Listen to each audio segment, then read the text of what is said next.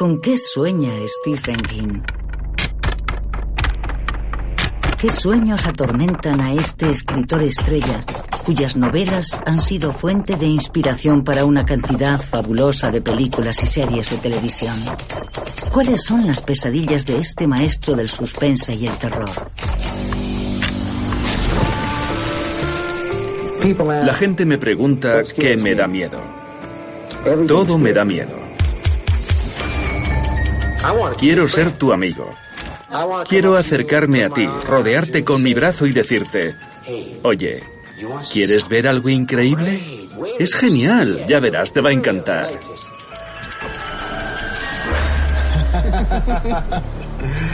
Y de eso se trata, tienes que asustar a la gente.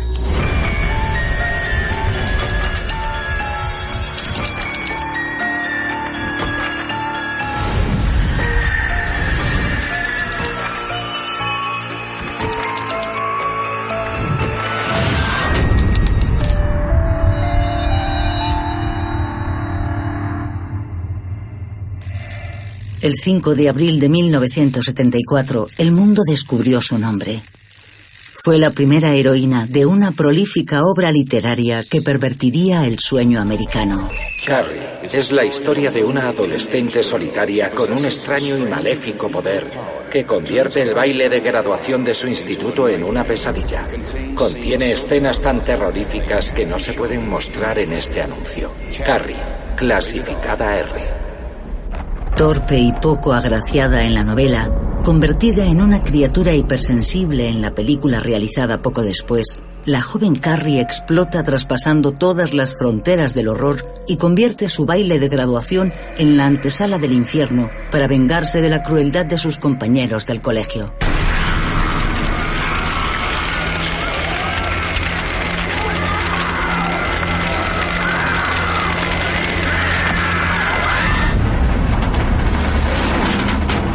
A través de la brecha abierta por Carrie se precipitará una abominable manada de monstruos. Un sabueso sediento de sangre. Un escritor fracasado perseguido por fantasmas horribles. Un coche resplandeciente cuyo carburante es la crueldad. Un payaso caníbal que acecha a los niños de los suburbios. Detrás de todo ese horror, un solo espíritu atormentado, el de Stephen King. Es sencillamente el autor que más libros vende en el mundo. ¿Le avergonzaría que se lo señalara? No, en absoluto, me parece bien. Un novelista de una productividad sobrenatural que durante más de 50 años se ha mantenido como el emperador indiscutible de los relatos de terror. He hecho todo lo que ha estado en mi mano para que os caguéis de miedo. Es un trabajo duro, pero alguien tiene que hacerlo. Un autor que desde la saga La Torre Oscura a La Milla Verde ha representado como ningún otro el lado oscuro de la humanidad.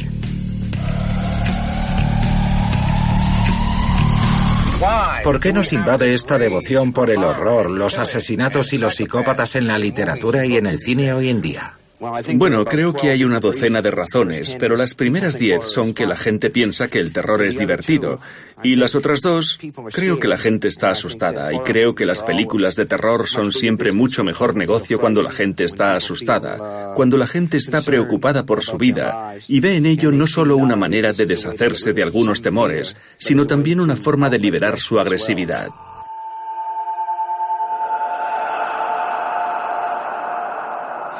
La sociedad da puntos por un buen comportamiento emocional, así que obtenemos puntos por ejercitar esos músculos emocionales. La sociedad aprueba el amor, la amistad, la lealtad, el humor, ese tipo de cosas.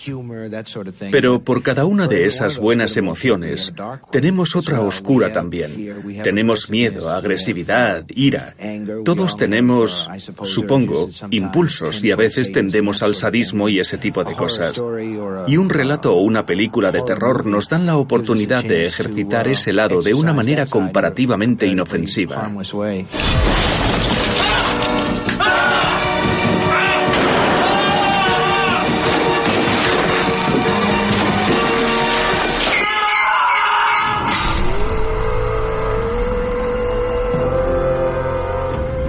De vez en cuando la gente necesita experimentar eso. Tienes que tener un poco de locura en tu vida consciente, creo, así como en tu vida inconsciente y onírica. Otra razón por la que a la gente le gusta esto es porque se trata de un ensayo para la muerte, es una forma de prepararse. La muerte es el gran acontecimiento. Dentro de 200 años ninguno de nosotros estará aquí, todos estaremos en otro lugar. Y estamos en una posición muy incómoda. Somos las únicas criaturas, al menos hasta donde sabemos, capaces de contemplar nuestro propio fin. Sabemos que va a suceder. Tenemos que hacer algo al respecto para poder afrontarlo sin volvernos locos. En ese sentido, el relato o la película de terror son un poco como esas atracciones de los parques de atracciones que emulan la muerte violenta. Cosas como el descenso en paracaídas con el que experimentas tu propio accidente de avión, los coches de choque con los que puedes chocar de frente de forma inofensiva, etc. Te pillé. Es verdad, es verdad. ¿Han visto lo malvado que soy? ¿Por qué me gusta hacer esto a la gente? Porque es divertido, obviamente, pero...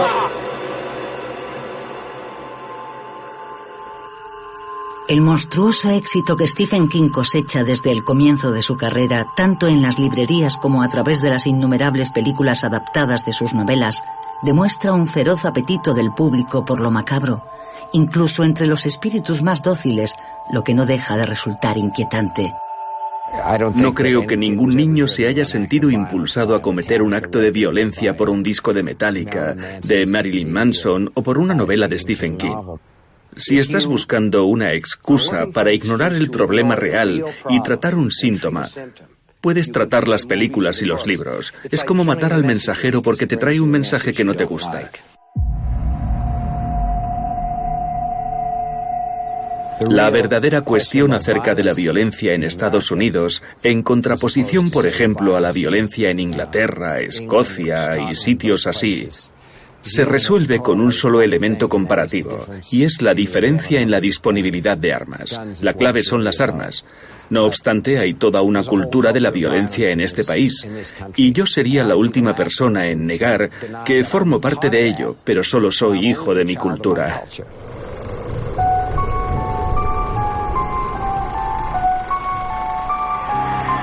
Porque Stephen King es un producto genuinamente americano, traumas incluidos.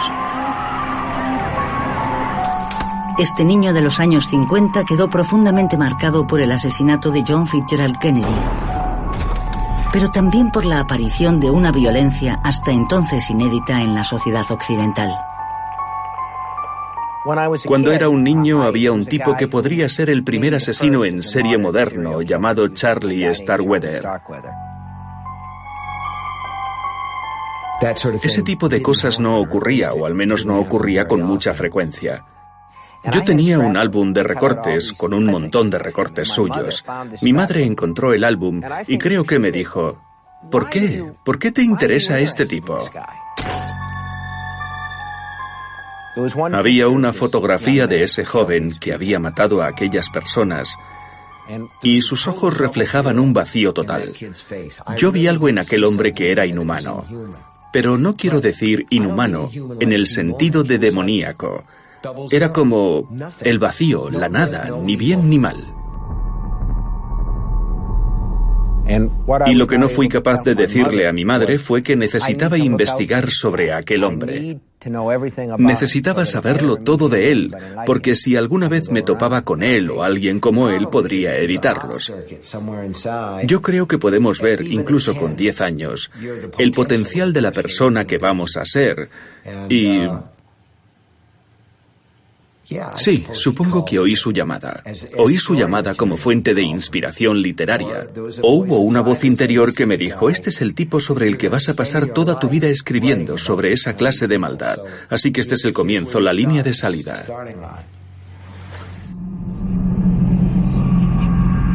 Más allá del placer de dar miedo, los relatos de Stephen King son cuentos de hadas modernos que ponen en guardia a sus lectores contra los monstruos de la realidad. Esa ambición genera una de las obras más importantes de Stephen King. It, una saga que relata la lucha de un grupo de amigos contra una entidad maléfica a la que se enfrentan de niños y más tarde de adultos. Desde su primera publicación, It se impone como uno de los pilares de la obra de Stephen King y de la literatura fantástica en general. Y 30 años después, esta novela alcanza un nuevo hito, convirtiéndose en la película de terror más taquillera de la historia, en una ambiciosa adaptación que tiene como protagonista al monstruoso payaso Pennywise. Hiya, Georgie. What a nice boat. Lo que quise con It fue escribir sobre cómo los niños tienen una mayor capacidad para percibir las cosas, pero también para creer en ellas y aceptarlas. En ella hablo del recuerdo más bonito de mi infancia, el amor y el terror, y encontrar una mano a la que poder agarrarte cuando las cosas se ponen difíciles y vivir en el mundo es doloroso. It tiene un núcleo temático coherente. No puedes ser un adulto en esta o en cualquier otra sociedad hasta que no acabas con tu infancia.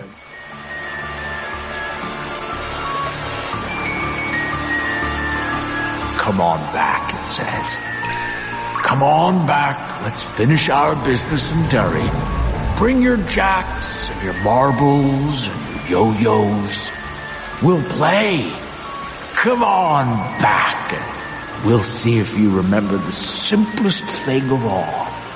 How it is to be children, secure in belief and thus afraid of the dark.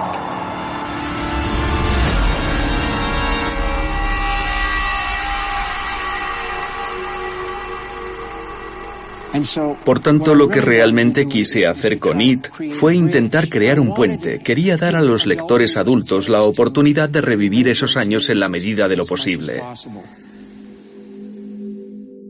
Y se remonta, pienso, a los cuentos de hadas. Creo que una de las cosas que se supone que hacen los relatos de terror es transportarnos de nuevo a la infancia, donde todo parece estar fuera de control. Porque como adultos se supone que debemos tener el control, pero cuando nos paramos a pensar en ello no lo tenemos.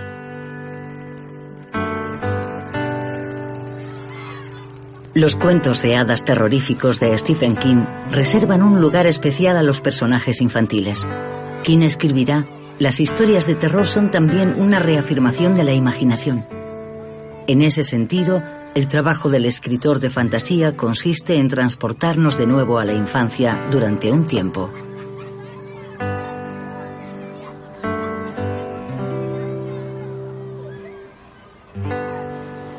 Si en uno de mis relatos le otorgo un don a un niño, como sucede en El Resplandor, con la habilidad de Danny para brillar, para ver el futuro, o la telequinesis de Carrie White, es otra forma de decirle al lector: mira al niño que hay en ti. ¿Qué dones tiene ese niño? ¿Te has fijado en cómo piensa?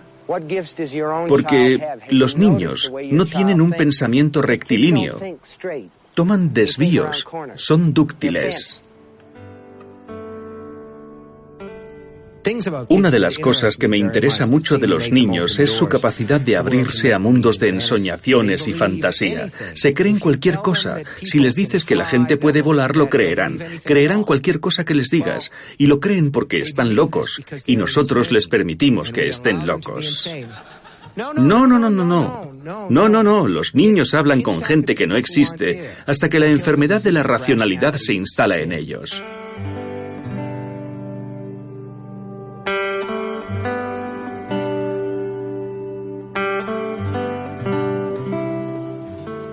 Permitimos a nuestros niños que estén locos hasta que tienen unos 8 años y entonces empezamos a decirles: ¿por qué no maduráis? ¡Madurad! Y lo hacen. Maduran. Se convierten en doctores, en ingenieros. ¿Qué pasa con su imaginación? Se encoge a medida que su cuerpo crece. Su capacidad para imaginar toda la gama, todo el mundo de maravillas comienza a encogerse. ¿Comprendes lo que quiero decir? Pagas un precio por madurar y es un alto precio. ¿Y a los adultos puedes enseñarles a usar su imaginación de nuevo? Yo creo que sí. Que una de las razones por las cuales acuden a mis libros es porque lo que intento decirles es: escuchad, utilizad vuestra imaginación de nuevo. Los relatos de Stephen King buscan reavivar nuestra capacidad de soñar, invitándonos a buscar la fantasía en la realidad más banal, la más deshumanizada. Y será también el tema de su primera y única película como director, La rebelión de las máquinas, en la que las máquinas declaran la guerra a la humanidad. Vivimos en una sociedad tecnológica, por el amor de Dios, donde la mayoría de nosotros utilizamos cosas como la televisión, luces eléctricas, los hornos microondas, y no tenemos ni la más remota idea de cómo funcionan esas cosas, lo que es una especie de magia.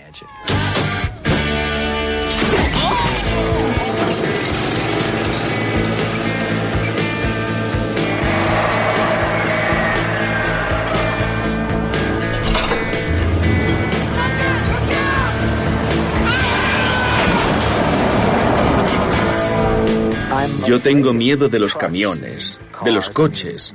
La rebelión de las máquinas trata de camiones. Christine trata de un coche que se conduce solo, porque cuando era un niño me parecían enormes y yo era tan pequeño.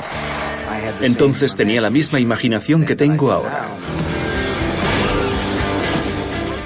Recuerdo que siempre temía que uno diera marcha atrás y me atropellara.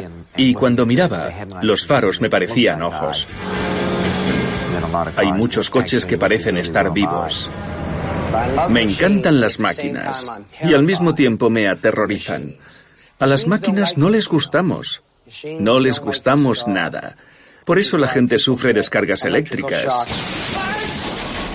Por eso nuestros coches se averían cuando más los necesitamos y es de noche y llueve a cántaros.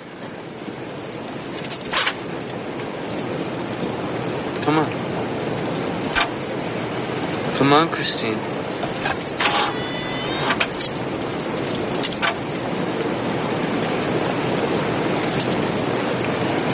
Come on, baby, please. It's all right. Everything is the same.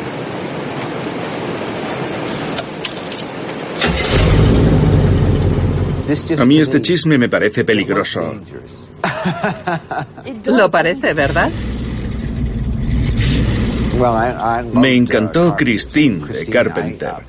Estuve riéndome durante toda la película. No porque fuera divertida, sino porque era ese tipo de risa que te produce descubrir que alguien ha entendido lo que quieres contar.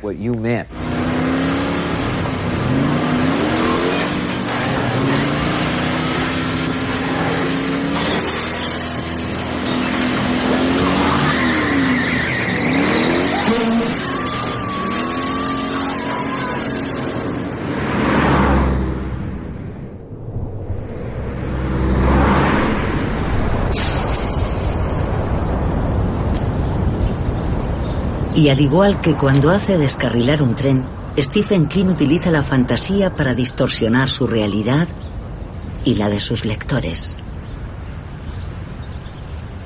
La gente dice que debes escribir sobre lo que conoces, pero lo que yo conocía era aburrido.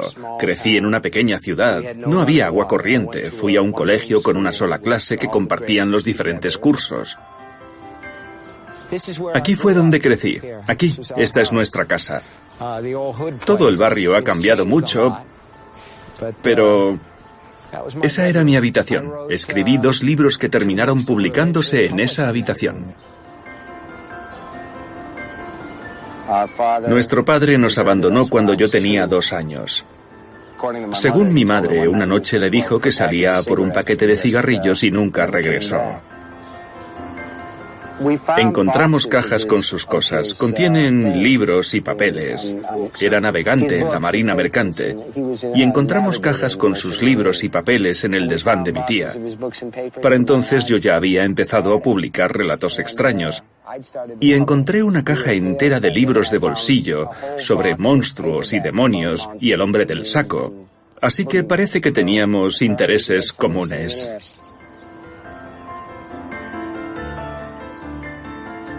Para mí la existencia no era idílica, ni hermosa, ni nada parecido.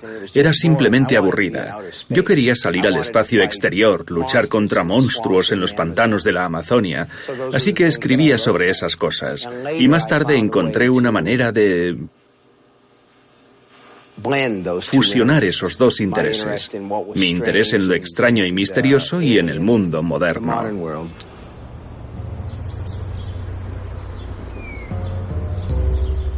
Para mí el truco consistía en encontrar una suerte de puente entre las historias de terror gótico que se escribieron en el siglo XVIII y el mundo en el que vivimos hoy, porque Frankenstein, Drácula, se sitúan ambos en Europa y hay una sensación de antigüedad en ellos. Hay castillos, hay páramos, y yo no vivo en ese mundo.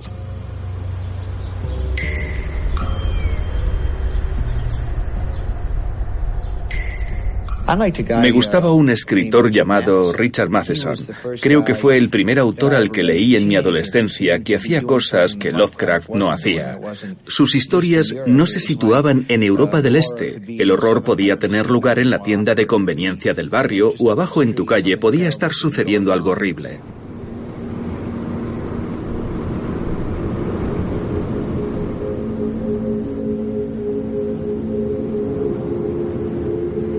Para mí, cuando era un niño, aquello fue una revelación, algo súper excitante. Situaba el horror en lugares que me eran familiares.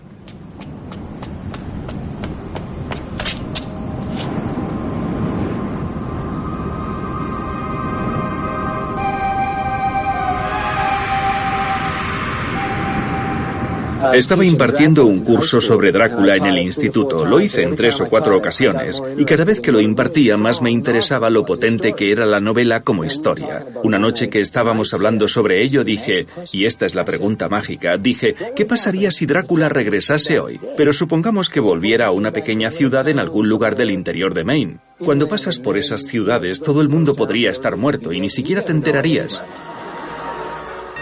Y escribí una novela titulada El misterio de Salem Slot, en la que un vampiro europeo llega a una pequeña ciudad de Maine, Jerusalem Slot, se instala allí y abre una tienda de antigüedades, y convierte a todos los habitantes de esa pequeña ciudad, propietarios de hostales, barberos y policías provincianos, en vampiros.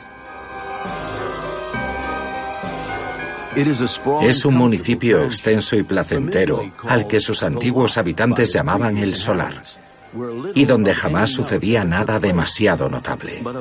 Pero hace poco más de un año, algo fuera de lo común empezó a suceder en Jerusalem Slot. La gente comenzó a desaparecer.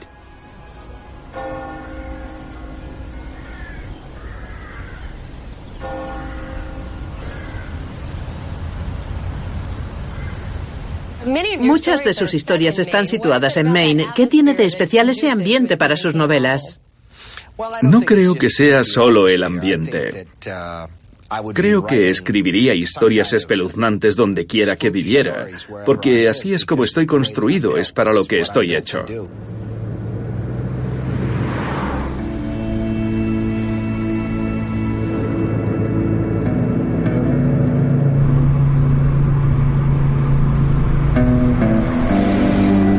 Más allá de su inventiva desbordante, Stephen King permanece anclado a la idea de escribir sobre y para los habitantes de su estado natal, donde reside todavía en una vieja casa burguesa restaurada a su estilo.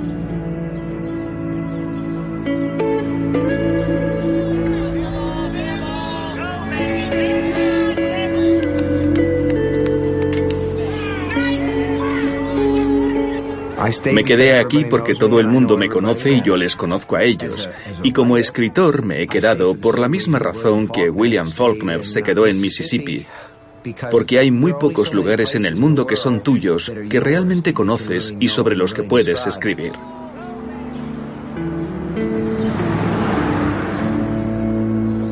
La gente de aquí me parece muy auténtica y muy real, en el sentido de que son personas que están ahí, trabajan duro. Claro que sí. Aquí me han tratado siempre como a un ser humano y no como a un bicho raro. Me tratan como siento que soy, una persona normal y corriente que se esfuerza en su trabajo.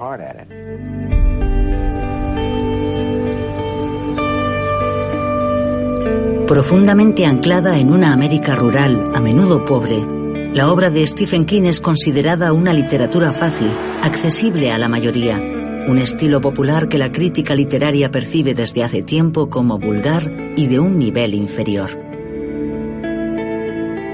Soy hijo de mi cultura y detesto la idea de que exista una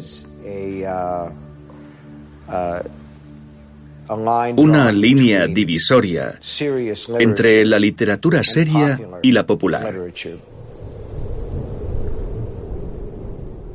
Pero también creo que hay una parte de la crítica que dice: nosotros, los críticos, somos los elegidos, los orgullosos, los valientes, somos quienes sabemos realmente lo que es la literatura de calidad y no somos muchos los auténticos frikis empollones que comprendemos su verdadero significado. Machacándolos bien a todos. Bueno, lo he expresado así, pero lo cierto es que la crítica prefiere apoyar a autores que tienen un margen de repercusión bastante limitado.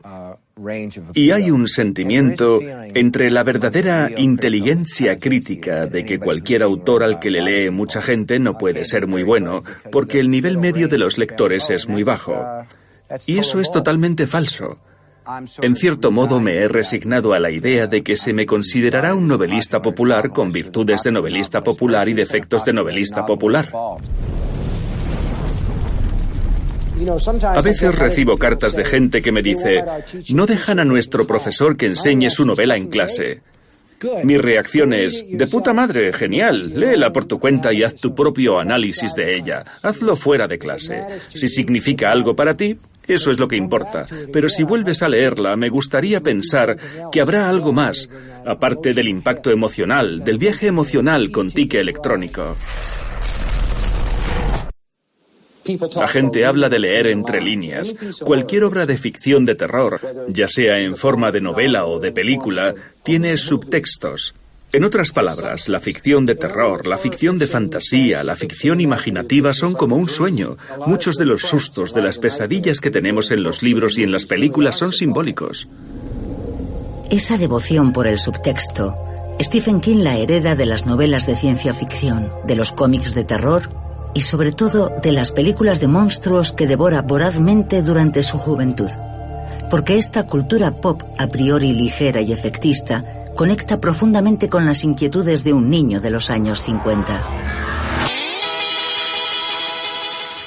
En los años 50 hubo una serie de películas de terror en los Estados Unidos sobre insectos gigantes. Los había por todas partes.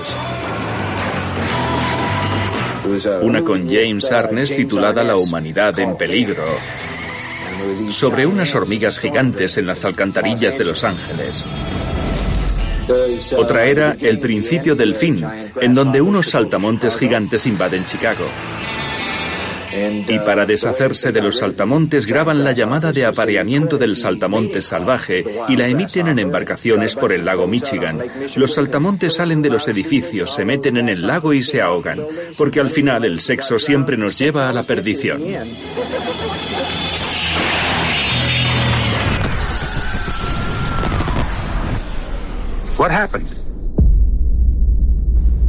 La causa en todas aquellas películas era siempre la misma. Siempre era lo mismo. La radiación. La película empezaba con imágenes de noticias sobre la explosión de bombas. Y una y otra vez aquellos bichos enormes caían sobre las ciudades y las aplastaban, en una representación simbólica bastante clara de lo que un arma nuclear haría a una ciudad real. Cuidado con la niebla. Es radiactiva, está llena de veneno y se desplaza muy rápido. El viejo científico, al final de La humanidad en peligro, dice: hemos abierto una puerta que nunca podremos cerrar. Y detrás de esa puerta hay una luz blanca.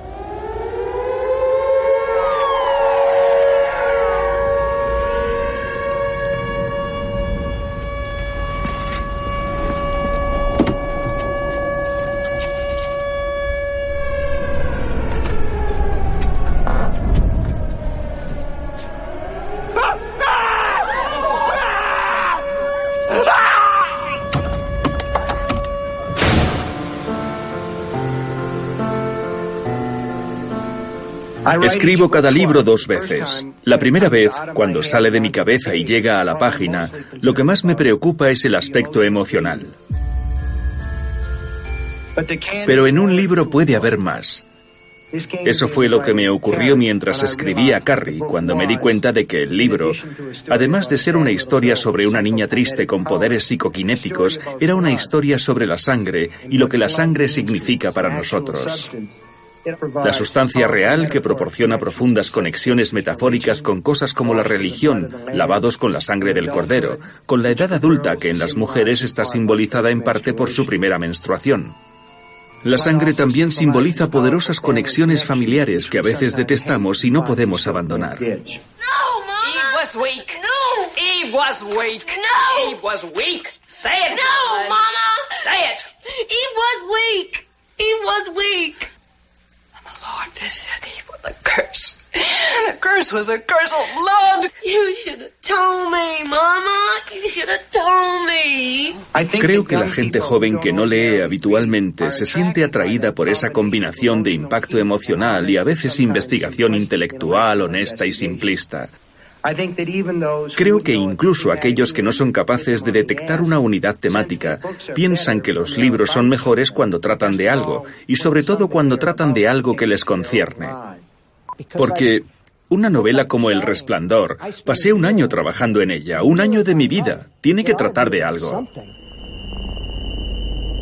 Apegado a sus raíces populares, pero también a una escritura visceral, Stephen King solo podía sentirse traicionado por la adaptación cinematográfica que hizo Stanley Kubrick de su novela El Resplandor, ya que la película, muy cerebral, se aleja del carácter exuberante de la obra original, repleta de fantasmas y animales carnavalescos que custodian un hotel embrujado aislado en la montaña. I love you, Danny. I love you more than anything else in the whole world. I would never do anything to hurt you. Never. You know that, don't you? Hmm? Yes, Dad. Good.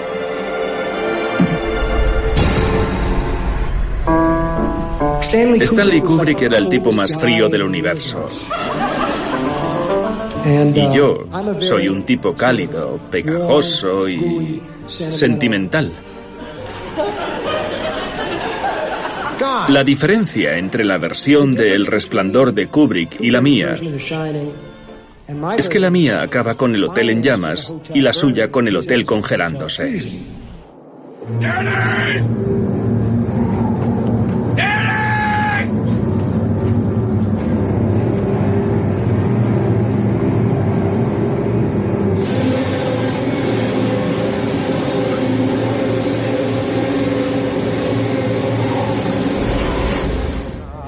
Creo que es una película muy ambiciosa, me encanta su factura y con el paso del tiempo me gusta cada vez más.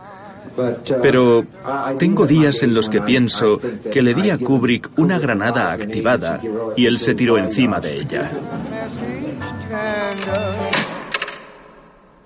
El resentimiento de Stephen King hacia la película de Kubrick se explica también por el carácter enormemente autobiográfico de la novela, pues a través del escritor alcohólico y violento Jack Torrance, Stephen King se enfrenta a sus propios demonios.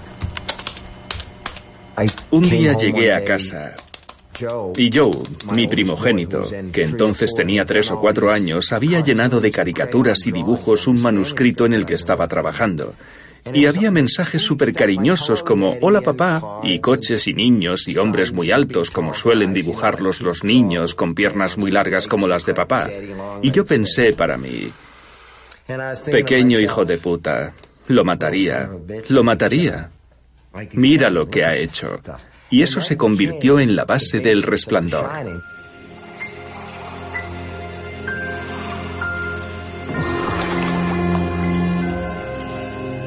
Usted debe saberlo todo, doctor, dijo Jack. Poco después del nacimiento de Danny yo caí en el alcoholismo. Durante toda mi época de universitario tuve un problema con la bebida que empeoró bastante después del nacimiento de Danny, en la época en que escribir se me hacía muy difícil. Cuando Danny tenía 3 años y medio me derramó una lata de cerveza sobre los papeles con los que estaba trabajando, o con los que estaba perdiendo el tiempo en todo caso, y bueno, a la mierda.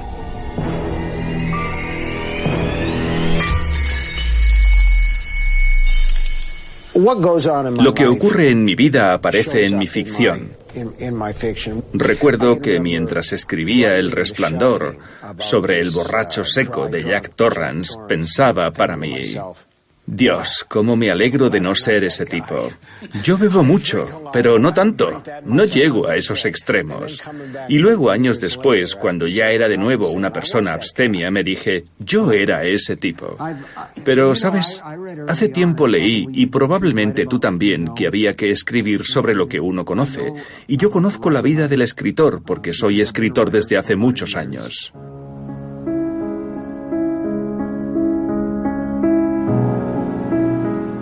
El hecho de escribir no me parece muy interesante. Puedo escribir sobre ellos sucintamente, pero la verdadera historia debe estar en otra parte. It'll be a book in my honor for saving your life and nursing you back to health. Oh, Paul, you're gonna make me the envy of the whole world. You just expect me to whip something off, is that it? I expect nothing less than your masterpiece. En cuanto a Misery, que trata de un escritor que es secuestrado por su fan número 1, el verdadero interés reside en la relación, la dinámica entre la persona cuerda, que resulta ser el escritor, y la enloquecida fan.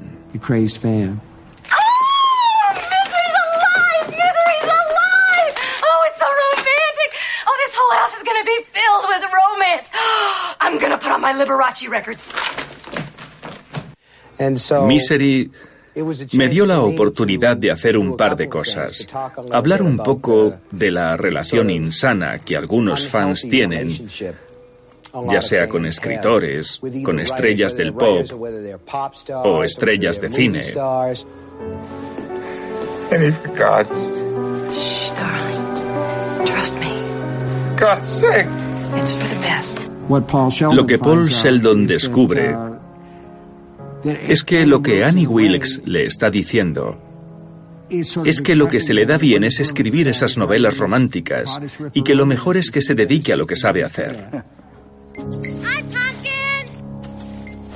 Es triste, pero es así. Escribes libros para averiguar cuáles son tus sentimientos sobre las cosas, ¿no crees que es así? Sí, y si terminas sabiendo lo mismo que sabías al principio, será una mala novela, creo. Sí, es cierto. Tienes que saber más, un poco más que cuando empezaste. Tienes que tener una visión diferente del asunto. Y una de las cuestiones es que si dedicas todo ese tiempo a escribir un libro, deberías ser capaz de sacar en limpio algo más importante que un salario. Hay, por tanto, una faceta introspectiva en las novelas de Stephen King que se interroga con frecuencia sobre su condición de escritor de thrillers y de novelas de terror, como en La mitad oscura, adaptada al cine por un viejo cómplice del novelista, el director de La noche de los muertos vivientes, George Romero. It's time to start a new book. Oh, I don't think so. I'm finished with you. George Stark is dead. I'm not dead, Hoss. Not hardly. I'm just getting started. Trata de un escritor de literatura seria, Tad Beaumont, que tiene un alter ego que escribe novelas policíacas con el seudónimo George Stark, y cuando intenta deshacerse de Stark, de su seudónimo, este cobra vida y empieza a acosar a la gente para que Tad vuelva a escribir sobre él. Yo quería escribir sobre las diferentes personas que somos. Siempre me he preguntado quién soy cuando escribo, porque cuando escribo no estoy en la habitación conmigo mismo. He has to do that. It's essential. The writer has to let that inner being out of the lockup. He has to let it have a voice in his work, otherwise the work itself will be inhibited, timid, without passion.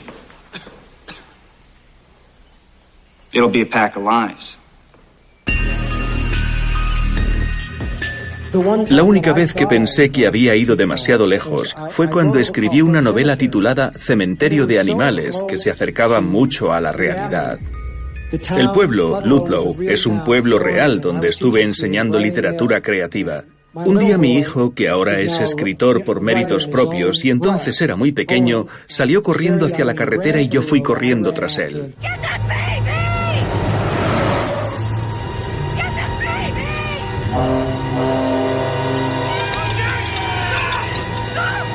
La única diferencia entre el libro y la vida real es que yo atrapé a mi hijo y Luis no. Pensé, esto es lo más horrible imaginable. Nadie querrá leer este libro sobre un niño que regresa del más allá y se dedica a acuchillar a todo el mundo. Dios mío, algunas cosas eran muy siniestras. Y cuando terminé la novela la metí en un cajón porque pensé que nadie querría leer algo así, pero lo hicieron. Así que se jodan.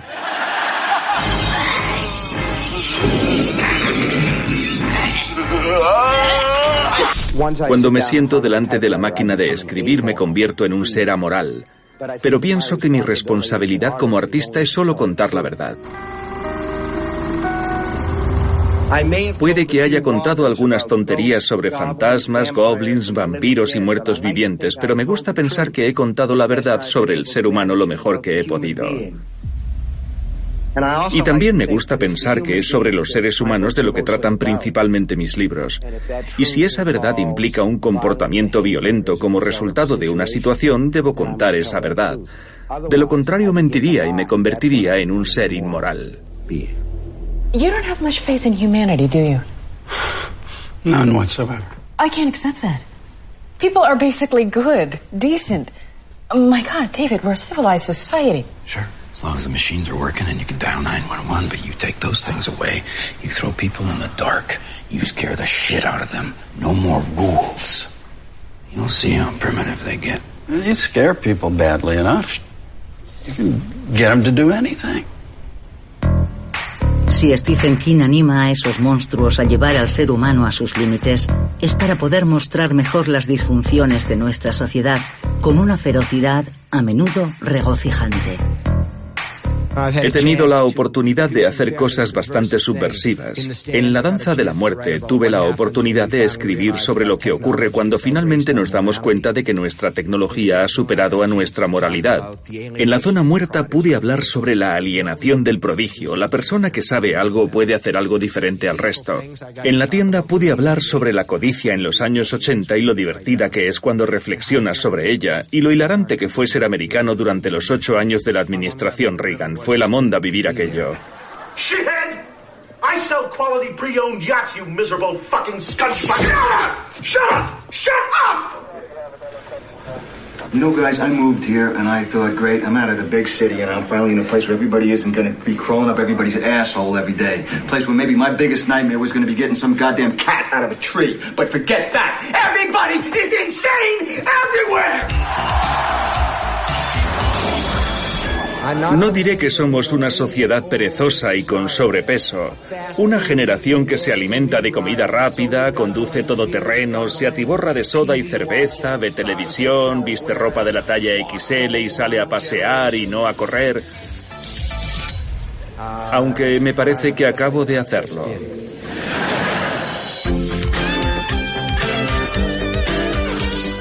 Me educaron en la creencia de que los escritores eran los agentes secretos del arte y que debíamos pasar desapercibidos, ser invisibles, y de esa manera podríamos recabar material, observar a la gente, y eso nos ha permitido tomar nota de ello y utilizarlo en nuestras historias. Beg for his mercy, because you'll get none from me. He's struck down by his almighty swift sword. Stop it! You godless heathen! Rot in hell, Willie Rolls! En la primera línea de los poderes malignos contra los que King combate en su obra se encuentran los fanáticos religiosos, cuya violencia mística se presenta como una temible fuerza destructiva.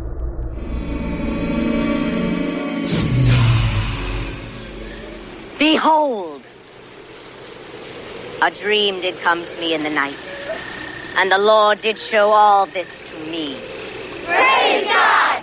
Praise the Lord! Mi mujer es católica no practicante y suele citar una frase que escuchó siendo una niña cuando estudiaba en colegios parroquiales y acudía a la iglesia todos los días. Por lo visto, la actitud de la Iglesia Católica hacia los niños es: dadnos vuestros hijos y serán nuestros para siempre. Y cuando un niño es educado en ese ambiente fundamentalmente estricto, y yo lo fui, se instala en tu mente y se convierte en una parte de tu psique para siempre. Y parte del pecado, en mi opinión, es tomar las mentes dúctiles de los niños y moldearlas. Y en Los Chicos del Maíz lo que intenté presentar fue un caso extremo producto del fanatismo religioso.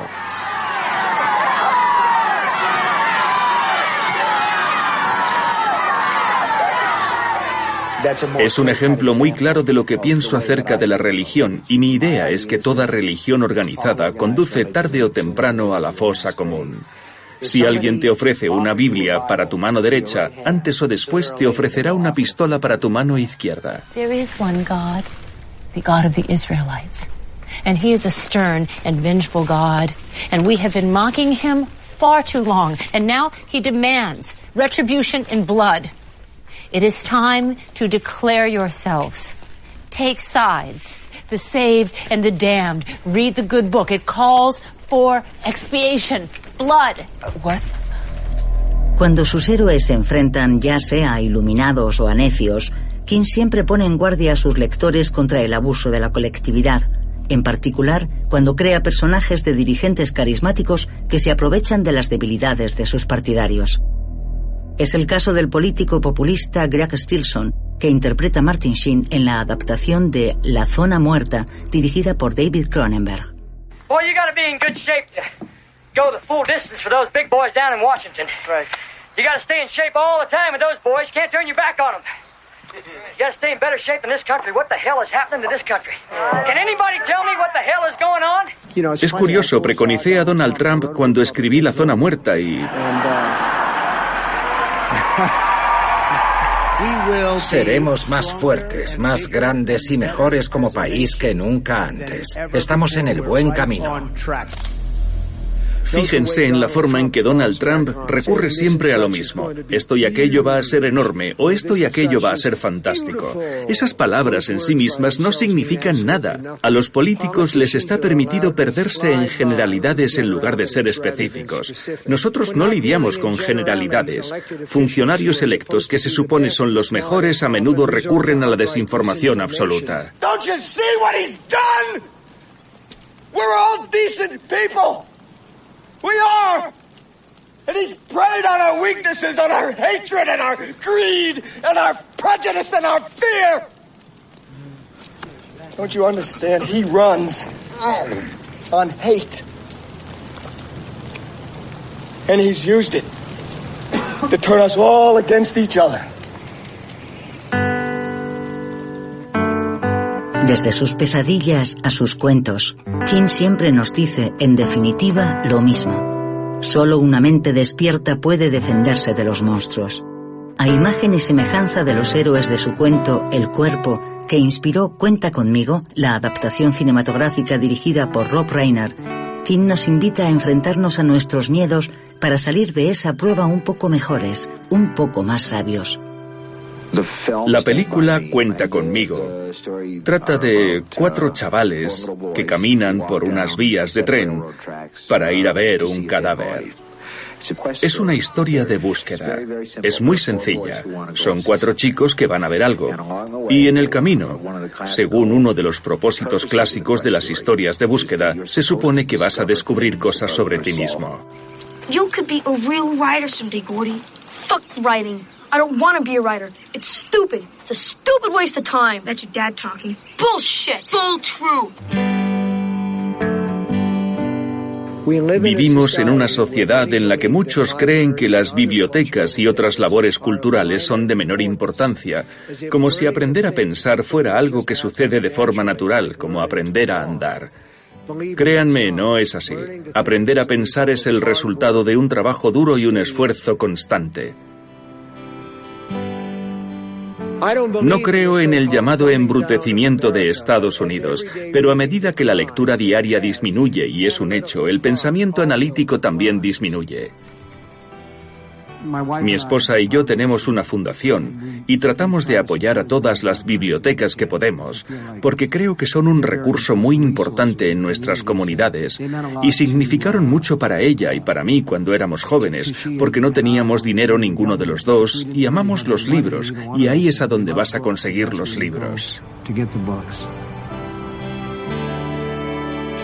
La habilidad para pensar con claridad y con lógica es necesaria para tomar buenas decisiones, y la capacidad de pensar con claridad crece junto con la capacidad de leer. It's like God gave you something, man. All those stories that you can make up. And he said, this is what we got for you, kid. Try not to lose it. But kids lose everything unless there's someone there to look out for them. And if your parents are too fucked up to do it, then maybe I should. Rebasados ya los 70 años de edad, Stephen King ocupa un lugar sin parangón en la literatura contemporánea. Filántropo, padre de familia afectuoso, mecenas, se ha convertido en medio siglo en uno de los grandes narradores de nuestro tiempo. Un artista local y universal al mismo tiempo, profundo y siempre accesible. Y es la fuerza de sus pesadillas lo que continúa haciéndonos creer en la posibilidad de un ideal, de un sueño. ¿Qué considera que es lo más importante de todo lo que ha hecho? Bueno, creo que he proporcionado a mucha gente cierta cantidad de placer perverso. Y creo que he sacado a mucha gente de su vida cotidiana para llevarla en trenes de fantasmas. Y la gente ha continuado haciéndolo. Y tal vez ha disfrutado con ello. No sé si hay algo más allá de eso. Nunca he proclamado que la literatura sea algo honorable. Aunque sí creo que la literatura, las historias salvan vidas, salvan literalmente vidas y hacen la vida posible y abren nuestra vida y la hacen más rica y mejor. Si me preguntas si lo que he hecho es importante, la respuesta es: para mí sí, para los demás tal vez.